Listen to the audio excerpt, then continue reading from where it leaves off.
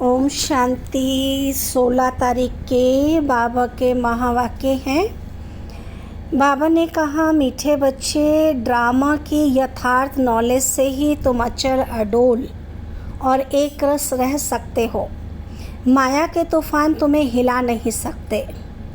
प्रश्न है, देवताओं का मुख्य एक कौन सा गुण तुम बच्चों में सदा दिखाई देना चाहिए? बाबा कहते हैं, हर्षित रहना। देवताओं को सदा मुस्कुराते हुए हर्षित दिखाते हैं। ऐसे तुम बच्चों को भी सदा हर्षित रहना है। कोई भी बात हो, मुस्कुराते रहो। कभी भी उदासी या गुस्सा नहीं आना चाहिए। जैसे बाप तुम्हें राइट और रॉन्ग की समझानी देते हैं, कभी गुस्सा नहीं करते, उदास नहीं होते। ऐसे तुम बच्चों को भी उदास नहीं होना है। उदास कौन होते हैं? जो माया के दास होते हैं। तो हमें दास तो बनना नहीं है। क्या बनना है? राजा बनना है ना। तो राजा बनना है तो सदा क्या करना है? मुस्कुराते रहना है। ओम शांति। बेहद के बच्चों को बेहद का बाप समझाते हैं। क्या समझाते हैं? बाबा तो समझाने के लिए आए ना। लौकिक बाप तो ऐसे नहीं कहेंगे कि मैं तुम्हें ये समझाता हूँ। उनके तो करके 5-7 बच्चे होंगे। यह तो अभी सब आत्माएं हैं, आपस में ब्रदर्स हैं। उन सब का जरूर बाप होगा। कहते भी हम सब भाई भाई हैं, सबके लिए कहते हैं। जो भी आएंगे उनके लिए कहेंगे हम भाई भाई हैं। ड्रामा में तो सभी बंधे हुए हैं ना। जिसको कोई नहीं जानते वह जानता भी ड्रामा में नूंद है। ये ना जानना भी ड्रामा में नूंद है। बाबा बताते हैं, जो बाप आकर सुनाते हैं कथाएं आदि, जब बैठ सुनाते हैं तो कहते हैं परम पिता परमात्माए नमः, माना भगवान को नमस्कार करते हैं। अब वह कौन है? भगवान को तो जानते ही नहीं। कहते हैं ब्रह्मा देवताए नमः, विष्णु देवताए नमः, शंकर देवताए नमः, परंतु समझ से नहीं कहते हैं, ऐसे कहते रहते हैं। ब्रह्मा को वास्तव में देवता नहीं कहेंगे। देवता विष्णु को कहा जाता है। ब्रह्मा का किसको भी पता नहीं है। विष्णु देवता ठीक है। शंकर का तो कुछ भी पार्ट है नहीं, उनकी बायोग्राफी नहीं है। शिव बाबा की तो बायोग्राफी है। वे आते ही हैं पतितों को पावन बनाने, नई दुनिया स्थापन करने। अभी एक आदि सनातन देवी देवता धर्म की स्थापना और सब धर्मों का विनाश होता है। सभी कहाँ जाते हैं? बताओ, कहाँ जाते हैं? शांति धाम जाते हैं ना। शरीर तो सबके विनाश होने हैं, नई दुनिया में होंगे ही सिर्फ तुम। जो भी मुख्य धर्म है उनको तुम जानते हो। सबके तो नाम नहीं ले सकेंगे। छोटी छोटी टालियाँ तो बहुत हैं। पहले पहले है डिटेज्म, फिर इस्लामी। ये बातें सिवाय तुम बच्चों के कोई की बुद्धि में नहीं है। अभी वह आदि सनातन देवी देवता धर्म प्रायलोप है, इसलिए बनेन ट्री का मिसाल देते हैं। सारा झाड़ खड़ा है, फाउंडेशन है नहीं। सबसे बड़ी आयु इस बनेन ट्री की है। तो इसमें सबसे बड़ी आयु आदि सनातन देवी देवता धर्म की है। वह जब प्रायलोप हो तब तो बाप आकर कहें कि अभी एक धर्म की स्थापना, अनेक धर्मों का विनाश होना है। इसलिए त्रिमूर्ति भी बनाया है, परंतु अर्थ नहीं समझते हैं। तुम बच्चे जानते हो ऊंच ते ऊंच भगवान है, और उनके बाद ब्रह्मा विष्णु शंकर। फिर सृष्टि पर आते हैं तो देवी देवताओं के सिवाय और कोई धर्म है ही नहीं। भक्ति मार्ग की भी ड्रामा में नूंद है। पहले शिव की भक्ति करते हैं, बाद में देवताओं की करते हैं। भारत की तो बात है ना। बाकी तो समझते हमारा धर्म, मठ, पंथ कब स्थापन होता है। जैसे आर्य लोग कहते हैं ना, हम बहुत पुराने हैं। वास्तव में सबसे पुराना तो है ही आदि सनातन देवी देवता धर्म। तुम जब झाड़ पर समझाते हो तो खुद भी समझ लेंगे कि हमारा धर्म फलाने समय पर आएगा। सबको जो अनादि अविनाशी पाठ मिला हुआ है सो बजाना ही है। इसमें कोई का दोष भूल नहीं कह सकते। ये तो सिर्फ समझाया जाता है। पाप आत्मा क्यों बने हैं? मनुष्य कहेंगे बेहद के बाप के हम सब बच्चे हैं, फिर सब ब्रदर सतयुग में क्यों नहीं है? परंतु ड्रामा में पार्ट ही नहीं है, या नादी ड्रामा बना हुआ है। इसमें निश्चय रखो और कोई बात बोलो नहीं। चक्र भी दिखाया है कैसे ये फिरता है। कल्प वृक्ष का भी चित्र है, परंतु ये कोई जानते नहीं कि इसकी आयु कितनी है। बाप कोई की निंदा नहीं करते हैं, बाप तो समझाते हैं। तुमको भी समझाते हैं। तुम कितने पावन थे, अभी पतित बने हो तो पुकारते हो हे पतित पावन आओ। पहले तो तुम सबको पावन बनना है, फिर नंबरवार पाठ बजाने आना है। आत्माएं सब ऊपर में रहती हैं, बाप भी ऊपर में रहते हैं। फिर उनको बुलाते हैं कि आओ, ऐसे वे बुलाने से आते नहीं हैं। बाप कहते मेरा भी ड्रामा में पार्ट नूंदा हुआ है। जैसे हद के ड्रामा में भी बड़े बड़े मुख्य एक्टर्स का पार्ट होता है ना, ये फिर बेहद का ड्रामा है। सब ड्रामा के बंधन में बंधे हुए हैं। इसका मतलब ये नहीं कि धागे में बंधे हुए हो, नहीं, ये बाप समझाते हैं। वह तो जड़ झाड़ है। अगर बीज चैतन्य होता तो उसको मालूम होता कि ये झाड़ कैसे बड़ा हो फिर फल देगा। ये तो चैतन्य बीज इस मनुष्य सृष्टि रूपी झाड़ का, इसको उल्टा झाड़ कहा जाता है। बाप तो है नॉलेजफुल, उनको सारे झाड़ की नॉलेज है। यह है वही गीता की नॉलेज, कोई नई बात नहीं है। यहाँ बाबा कोई श्लोक आदि नहीं उच्चारते, वो लोग ग्रंथ पढ़कर फिर अर्थ बैठ समझाते। बाप समझाते ये पढ़ाई है, इसमें श्लोक आदि की कोई दरकार नहीं। उन शास्त्रों की पढ़ाई में कोई एम ऑब्जेक्ट है नहीं। कहते भी हैं ज्ञान भक्ति और वैराग्य, ये पुरानी दुनिया विनाश होती है।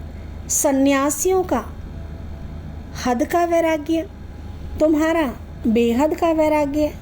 शंकराचार्य आते हैं तब वह बैठ सिखलाते हैं घर बार से वैराग्य कैसे करना है। वह भी गुरु में, वह भी गुरु से सीखते हैं। शुरू से शास्त्र नहीं सीखते, जब बहुत वृद्धि हो जाती है तब शास्त्र बनाने शुरू होते हैं। पहले पहले तो धर्म स्थापन करने वाला एक ही होता है, फिर आहिस्ते आहिस्ते वृद्धि को पाते हैं। ये भी समझना है सृष्टि में पहले पहले कौन सा धर्म था। अभी तो अनेक धर्म है। आदि सनातन देवी देवता धर्म था, जिसको स्वर्ग हेवन कहते हैं। तुम बच्चे रचयिता और रचना को जानने से आस्तिक बन जाते हो। नास्तिक बने का कितना दुख होता है, निधन के बन पड़ते हैं। आपस में लड़ते झगड़ते रहते हैं। कहते हैं ना तुम आपस में लड़ते रहते हो, तुम्हारा कोई धनी धोड़ी नहीं है क्या? इस समय सब निधन के बन पड़े हैं, इसलिए आपस में लड़ते झगड़ते रहते हैं। निधन के बन गए हैं तो लड़ेंगे ही और करेंगे क्या। तो इसलिए बाबा समझाते हैं कि नई दुनिया में पवित्रता, सुख, शांति सब था, अपार सुख थे। यहाँ अपरम अपार दुख है, वह सतयुग के, यहाँ कलयुग के। अभी तुम्हारा पुरुषोत्तम संगम युग, ये पुरुषोत्तम संगम युग एक ही होता है। सतयुग त्रेता के संगम को पुरुषोत्तम नहीं कहते। यहाँ है असुर और वहाँ होते देवताएं। तुम जानते हो ये रावण का राज्य है। रावण के ऊपर गधे का शीश भी दिखाते हैं, देखा है ना सबने। गधे को कितना भी साफ करो, उस पर कपड़े रखो, गधा फिर मिट्टी में लेटकर कपड़े खराब कर देगा। तो बाप तुम्हारे कपड़े साफ कर गुलगुल बनाते हैं, फिर रावण राज्य में लिथड़ कर अपवित्र बन जाते हो। आत्मा और शरीर दोनों अपवित्र बन जाते हैं। तो बाप कहते हैं तुम्हारे सारे पाप कैसे भस्म होंगे बताओ। बाप तो पवित्र बनाने आए हैं, शरीर भी पवित्र मिलेगा तभी जब आत्मा पवित्र बनेगी। तो बाबा ने इतना श्रृंगार किया, तुमने क्या किया? सारे श्रृंगार को गवा दिया ना। बाप को पतित पावन कहते हैं। तुम भरी सभा में कह सकते हो हम गोल्डन एज में कितने श्रृंगारे हुए थे, कितना फर्स्ट क्लास राज्य भाग्य था, फिर माया रूपी धूल में लिथड़ कर मैले हो गए। तो बाप कहते ये अंधेर नगरी है। भगवान को सर्वव्यापी कह दिया, जो कुछ हुआ वह हूबहू रिपीट होगा। इसमें मूंझने की तो दरकार नहीं है ना। 5000 वर्ष में कितने मिनट, घंटे, सेकंड है। हर एक बच्चे ने सब धर्म वालों का हिसाब निकाल कर भेजा। अब सब बच्चे तो इस कार्य में नहीं लगेंगे ना, तो एक बच्चे ने ये सब काम किया। तो बाबा कहते इसमें भी बुद्धि व्यर्थ की होगी ना, इसलिए ऐसा काम भी बाबा कहते नहीं करो। क्या ज़रूरत है तुम्हें हिसाब निकालने की? हाँ, बैठ के निकालेंगे तो टाइम वेस्ट हो जाएगा। बाबा तो ऐसे ही समझाते कि दुनिया कैसे चलती है। प्रजापिता ब्रह्मा है, ग्रेट ग्रेट ग्रैंडफादर। उनका ऑक्यूपेशन कोई नहीं जानते, विराट रूप बनाया है तो प्रजापिता ब्रह्मा को उड़ा दिया है। बाप और ब्राह्मणों को यथार्थ रीति कोई जानते ही नहीं है, उनको कहते भी हैं आदि देव। तो बाप समझाते हैं बच्चे, मैं इस झाड़ का चैतन्य बीज रूप हूँ। ये उल्टा झाड़ है। बाप जो सत्य है, बाप जो चैतन्य है, ज्ञान का सागर है, उसकी महिमा की जाती है। आत्मा ना हो तो चल फिर भी ना सके। गर्भ में भी 5-6 मास के बाद आत्मा प्रवेश करती है, ये भी ड्रामा बना हुआ है। फिर आत्मा निकल जाती है तो खलास। आत्मा अविनाशी है, वह पाठ बजाती है। ये बाप आकर रियलाइज़ कराते हैं आत्मा इतनी छोटी बिंदी है, उसमें अविनाशी पाठ भरा हुआ है। परम पिता भी आत्मा है, उनको ज्ञान का सागर कहा जाता है, वो परमात्मा है। वही आत्मा का रियलाइजेशन कराते हैं। वह तो सिर्फ कह देते हैं परमात्मा सर्वशक्तिमान, हजारों सूर्यों से तेजों में, परंतु समझते नहीं है। तो बाबा कहते हैं ना, भक्ति मार्ग वाले कह देते हैं, लेकिन बाबा कहते बच्चे कह तो देते, समझते नहीं है। ये सब भक्ति मार्ग में वर्णन किया जाता है और शास्त्रों में लिख दिया है। अर्जुन को साक्षात्कार हुआ तो कहा मैं इतना तेज सहन नहीं कर सकता हूँ। तो वह बात मनुष्यों की बुद्धि में बैठी हुई है। इतना तेजों में किसके अंदर प्रवेश करे तो फट जाए ना, ज्ञान तो है ही नहीं। तो समझते परमपिता परमात्मा हजार सूर्यों से तेजों में है, हमको उनका साक्षात्कार चाहिए। भक्ति की भावना बैठी हुई है तो उनको वह साक्षात्कार भी होता है। शुरू में तुम्हारे पास भी ऐसे बहुत साक्षात्कार करते थे, आंखें लाल हो जाती थी, साक्षात्कार किया, फिर आज वह कहाँ है? वह सभी भक्ति मार्ग की बातें हैं। तो ये सब बाप समझाते हैं, इसमें गलाने की कोई बात नहीं। बच्चों को सदैव हर्षित रहना है। ये तो ड्रामा बना हुआ है। मुझे इतनी गालियाँ देते हैं, फिर मैं क्या करता हूँ? गुस्सा आता है क्या? समझता हूँ ड्रामा अनुसार ये सब भक्ति मार्ग में फंसे हुए हैं। नाराज़ होने की बात ही नहीं, ड्रामा ऐसा बना हुआ है। प्यार से समझाने देनी होती है। बेचारे अज्ञान अंधेरे में पड़े हैं, नहीं समझते हैं तो तरस तो पड़ता है ना। सदैव मुस्कुराते रहना चाहिए। ये बेचारे स्वर्ग के द्वारे आ नहीं सकेंगे ना, ये सब शांति धाम में जाने वाले हैं। सब चाहते भी शांति ही हैं, तो बाप ही रियल समझाते हैं। अभी तुम जानते हो ये खेल बना हुआ है। ड्रामा में हर एक को पार्ट मिला हुआ है। इसमें बड़ी अचल स्थैर्यम बुद्धि चाहिए। जब तक अचल अडोल एक रस अवस्था नहीं होगी तब तक पुरुषार्थ कैसे करेंगे? कुछ भी हो, भल तूफान आए, परंतु स्थैर्यम रहना है। माया के तूफान तो ढेर आएंगे, फिर पिछाड़ी तक आएंगे। अवस्था मजबूत चाहिए, ये तो आते ही रहेंगे जब तक बाबा कहते यहाँ है माया के राज्य में, तो माया छोड़ेगी नहीं। गुप्त मेहनत कर रही है। कई बच्चे पुरुषार्थ कर तूफान को उड़ाते रहते हैं। जितना जो पास होगा उतना ऊंच पद पाएगा। राजधानी में पद तो बहुत है ना। सबसे अच्छे चित्र हैं त्रिमूर्ति, गोला और झाड़, ये शुरू के बने हुए हैं। विलायत में सर्विस के लिए भी ये 2 चित्र ले जाने हैं। इन पर ही वह अच्छी रीति समझ सकेंगे। आहिस्ते आहिस्ते बाबा जो चाहते हैं कि ये चित्र कपड़े पर हो, वह भी बनते जाएंगे। तुम समझाएंगे कि ये कैसे स्थापना हो रही है, तुम भी इसको समझेंगे तो अपने धर्म में ऊंच पद पाएंगे।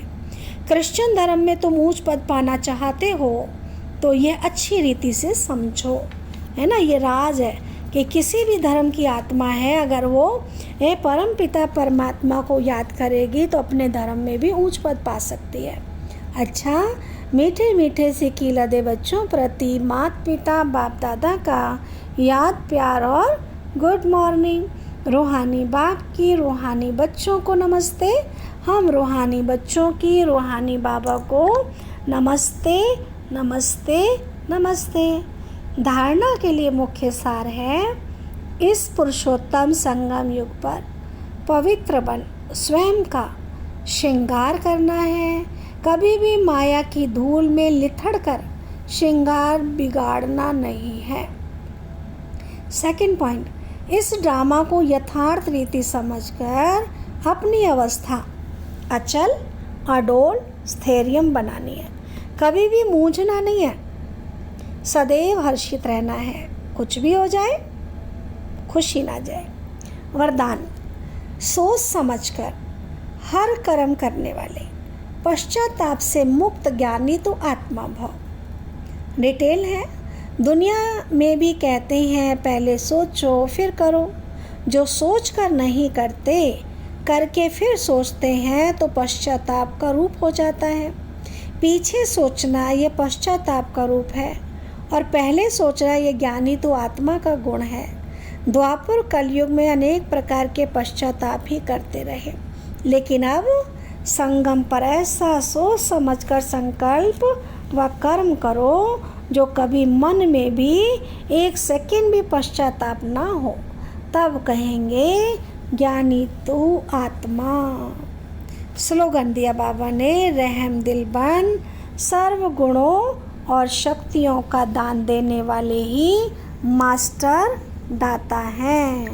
अच्छा, ओम शांति।